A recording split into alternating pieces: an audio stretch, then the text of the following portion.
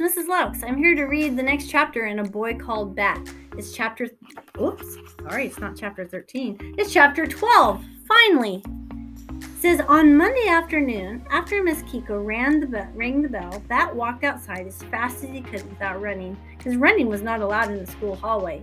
Bat couldn't wait to go home to his very own room. He couldn't wait to see the baby kit again. He had called Mom every day to ask about the kit, and she had called him each night to tell him a story before he went to sleep. But now, finally, he would get to see the kit and smell its fur and feed it with a dropper. And maybe Mom would even let him name the kit. He had thought all weekend about a good name, and he thought he finally had the perfect one, and he couldn't wait to tell Mom. But Mom's burgundy station wagon wasn't in line of the waiting cars. Israel's mom was there in her tall blue van, and Jenny Pearson's grandmother was there in her little green bug. One by one, Bat watched his classmates climb into cars, blue cars, white cars, black cars, clean cars, and dirty cars, but no Mom car. Suddenly, Bat felt a hand on his shoulder. It was a man's hand with 3 silver rings, Mr. Grayson's hand. Your mom must be running late, huh, Bat? Asked Mr. Grayson. Up close like this, Bat noticed a line of hard, short little hairs just sprouting above his teacher's upper lip. Was Mr. Grayson trying to grow a mustache? Mr. Grayson, Bat said, did you know that gorillas can catch human colds and other illnesses? Is that so? Said Mr. Grayson. It is, said Bat. Sometimes when Bat was nervous about something, like right now when he was nervous about where his mom was and why she was late, he thought about interesting animal facts. Well, did you know, said Mr. Grayson, that if you lift a kangaroo's tail off the ground, it can't hop? Yes, said Bat. Doesn't everyone know that?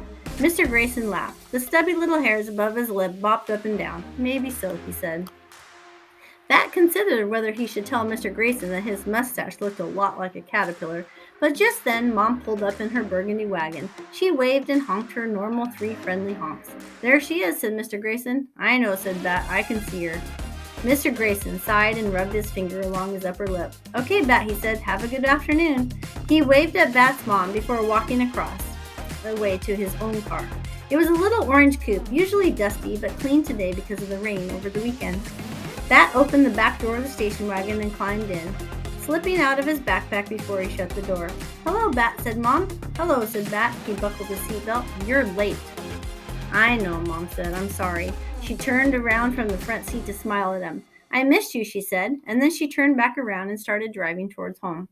I missed you too, Bat said. Dad made chili and wouldn't let me watch the Animal Channel because there was a basketball game, and Janie was busy all weekend practicing that song for her stupid play. Janie loved to sing and dance and act. She was getting ready to audition for the role of Alice in Alice in Wonderland, her school spring play. Is she getting good at the audition song, Mom asked. I don't know, Bat said. How is the baby Kit? Is he at home? Yes, said Mom. I set up an enclosure for him in the living room. Little baby Kit's enclosure? No, not that big, Mom said. As they turned the corner onto their street, Plum Lane, Bat saw Janie up ahead on the sidewalk. He could tell it was her by the way her dark brown ponytail swung side to side.